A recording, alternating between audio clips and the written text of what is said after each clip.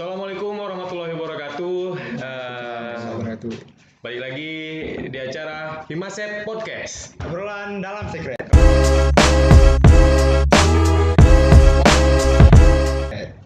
Oke, Sidik Mubarak.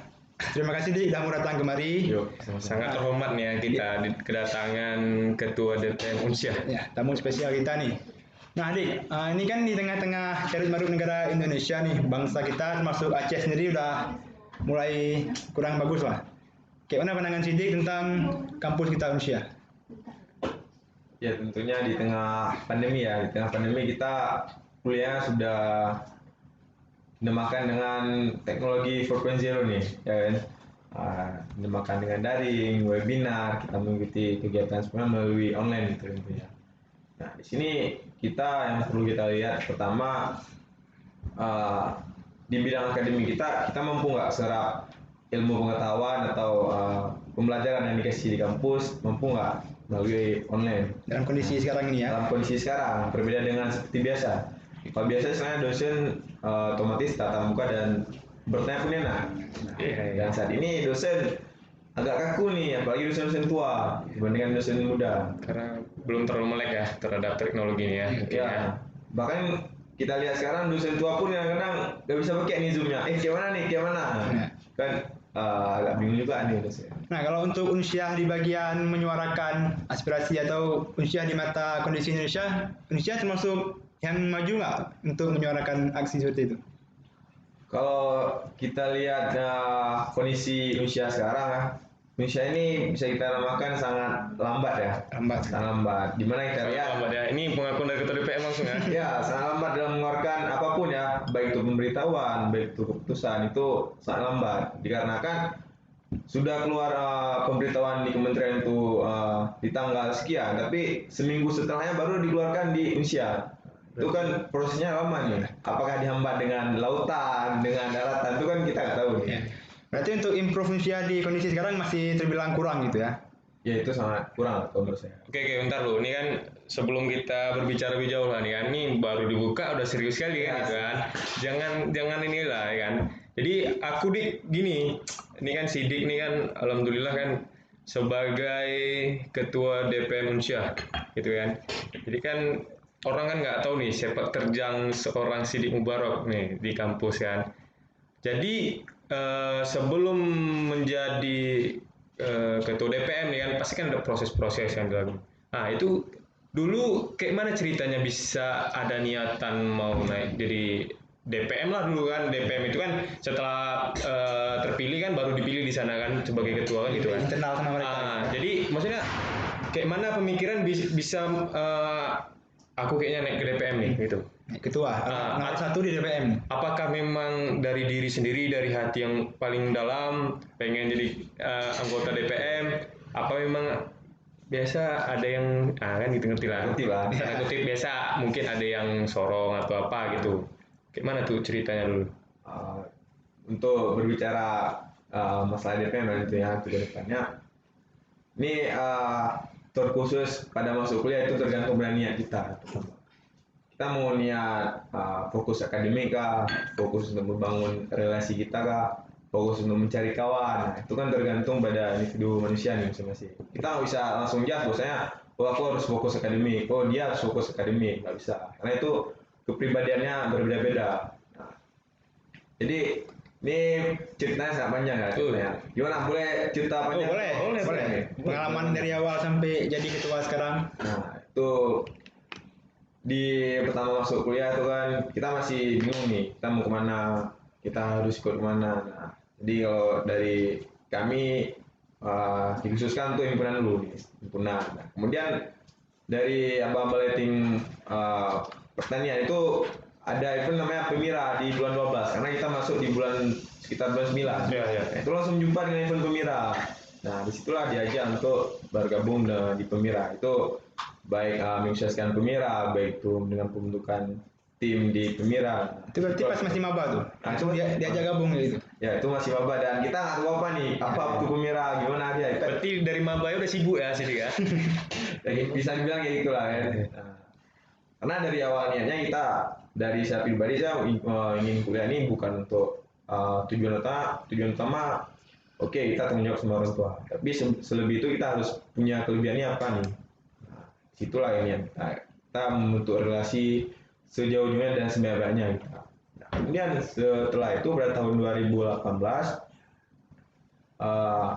langsung diajukan untuk masuk di tim KPR. Istilahnya kalau kita bilang apa namanya, kalau di Aceh KIP. Iya. Kayak yang penyelenggara Pemira kayak gitulah ya, KPR ya.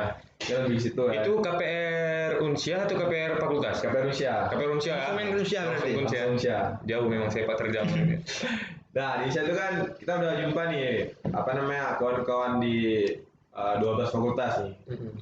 Itu kan beragam nih kawan, kita bisa saling diskusi, bisa saling tukar informasi baik dinamika fakultas, baik kondisi kampus. Nah, itu sudah ada kawan ya terlebih dahulu. Jadi kita dasarnya udah ada dasar di kawan KPR.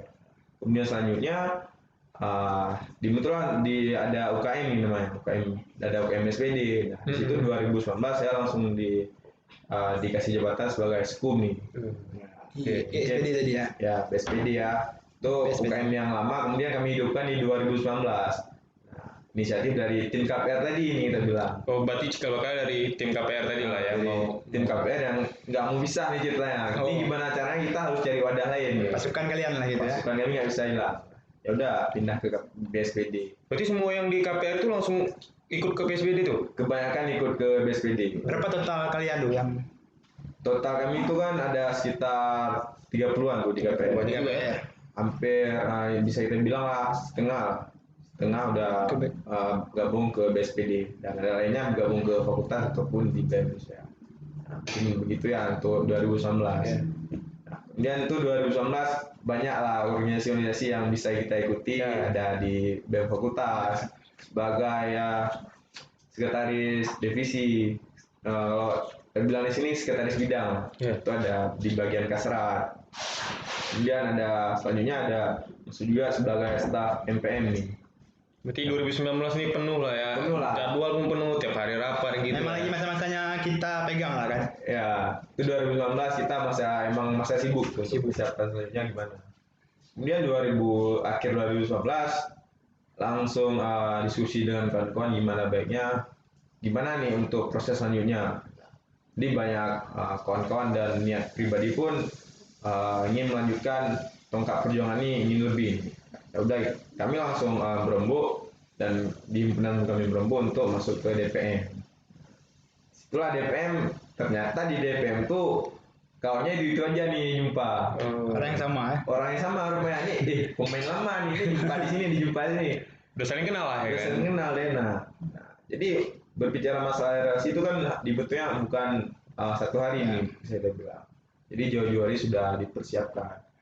Kemudian alhamdulillah terpilih di DPM di Pemira di fakultas. Kemudian di sana sidang selanjutnya, sidang pembentukan struktural. Nah, di situ bisa dikomunikasikan dan kawan-kawan mempercayakan saya sebagai ketua DPMU 2020 ya. Mungkin sepak terjangnya lebih kurang begitulah. Berarti kan kalau bisa ditengok kan, berarti sebelum menjadi ketua DPM Unsia ini banyak anak tangga yang harus dilewati oleh Sidik gitu kan. Jadi bukan semata-mata kita tidak punya pengalaman apa-apa, tiba-tiba langsung naik sebagai perwakilan mahasiswa lagi. Mahasiswa bukan mahasiswa fakultas, mahasiswa Unsia lagi kan. Gitu. Puluhan ribu suara mahasiswa kan. Jadi bukan main ya. Jadi ketua DPM ya, Eri ya. Untuk niatan ketuanya itu memang dari awal pas masih awal kuliah ingin jadi orang hebat, orang nomor 1 di Unsia, atau pas kebetulan masuk DPMU. Nah, baru terpikir untuk jadi ketua. Kapan? Dari awal atau pas masuk DPMU-nya? Nah, itu ini ceritanya. Jadi pas Pekanbaru tuh. Kita maba. Kita maba di AC, itu kan kita masih bingung nih. Melihat abang-abang kita ngomong di depan. Ngomongnya sangat rapi, sangat bagus. Ada attitude-nya bagus, ngomong di depan. Nah, jadi terinspirasi dari situ nih. Gimana caranya ke depannya sebagai seorang sidik, anak desa ini harus mampu ngomong di depan nih ceritanya. Mampu seperti itu ya. Gimana caranya? Apa di DPM, apa di tempat lain, pokoknya harus bisa ngomong di depan ceritanya. Berarti untuk niatan jadi orang besar memang udah dari awal ada ya. Nah, dari awal memang kita prepare nih ceritanya. Prepare apa aja. Itulah tadi lah dari yang awal sampai menjadi ketua, itulah dari ceritanya gitu kan. Ya. Berarti untuk pengalaman sendiri udah mantap nih Jana. Ya, jadi Bisa jadi motivasi buat teman-teman. Bangun relasi dari awal, niat harus serius dari awal.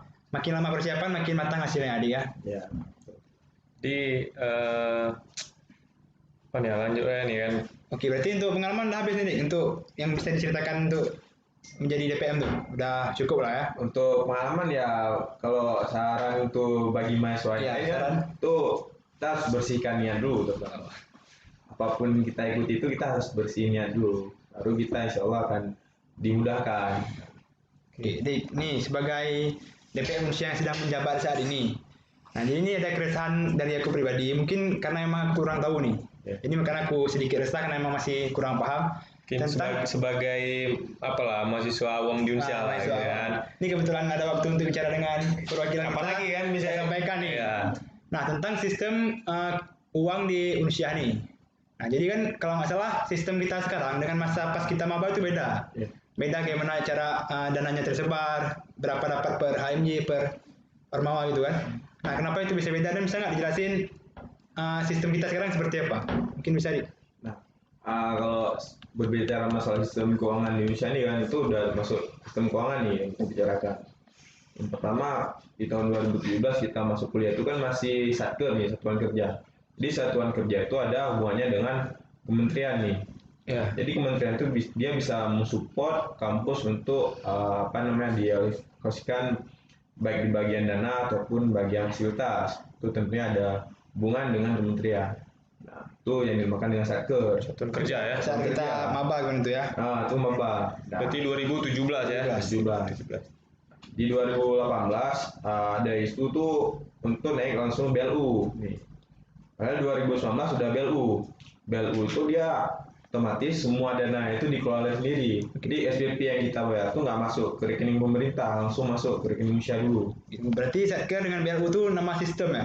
Itu nama sistem keuangan. Satker kemudian BLU itu nama seperti sistem kasta seperti itu. Ya, Oke, kita sekarang menerapkan sistem BLU. BLU.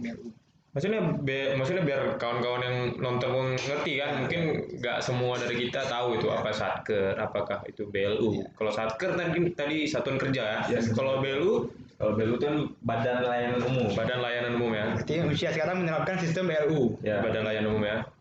Jadi Badan Layanan Umum itu dia lebih ke fasilitasi atau tempat-tempat lainnya lebih dari sendiri, nggak dari pusat ceritanya. Dan dana itu pun bisa dikelola dengan sendiri. Ini cuman melaporkan supaya dana ini digunakan sekian-sekian ke sini. Kemana-kemana alokasi dananya lah gitu ya. Ya, Ya, mungkin secara garis besar yang membedakan kalau Satker kita dibantu dengan kementerian ya. Ya. Jadi kementerian kasih dana untuk kita untuk membangun kampus kita. Ya.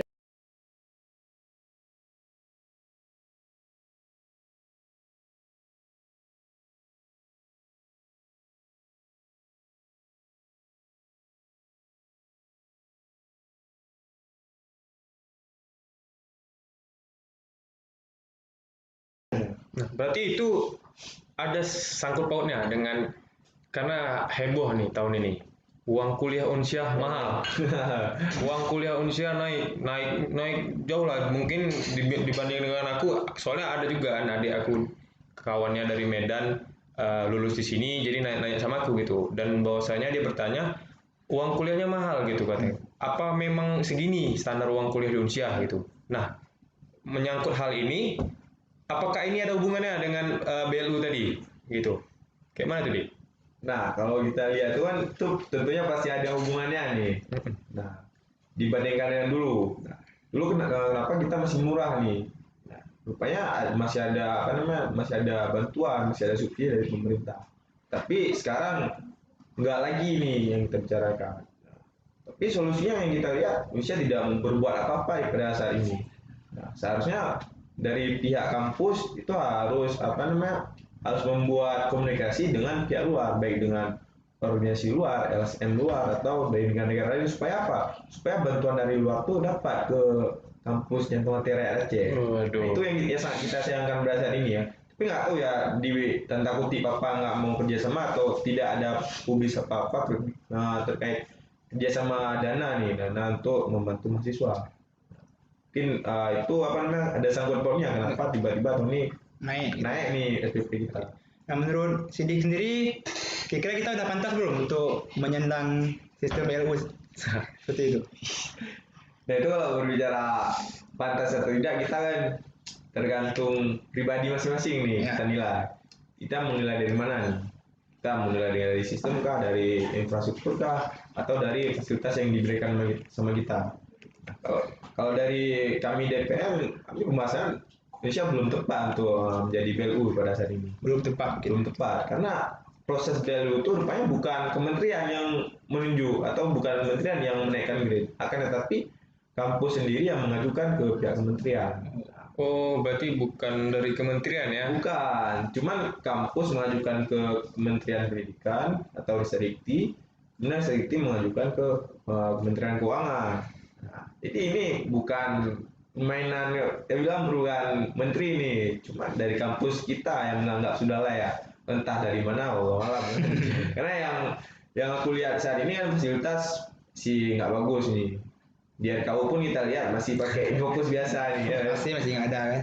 Masih pakai kipas minum total gitu kan. Asia alam lah ya kan? Masih alam. Berarti kan panjang nih cerita BLU sebenarnya kan. Tadi masalah uang kuliah gitu. Terus setelah uang kuliah, ini ada rentetan mahasiswa-mahasiswa baru lah terutama. Ada rentetan-rentetan setelah dari uang kuliah mal. Itu satu tadi kan. Selanjutnya yang banyak jadi pertanyaan terutama angkatan 2019 dan angkatan yang paling baru 2020 bahwasanya alma mater itu bayar untuk mahasiswa baru.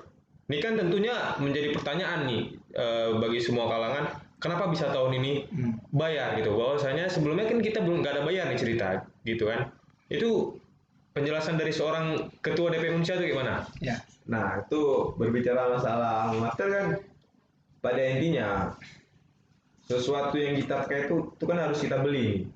Nah, tapi tergantung bagaimana mekanisme pembeliannya, itu yang berbeda. Nah, pada saat kita tahun 2017, mekanisme pembelian alma mater ini langsung dimasukkan ke UKT.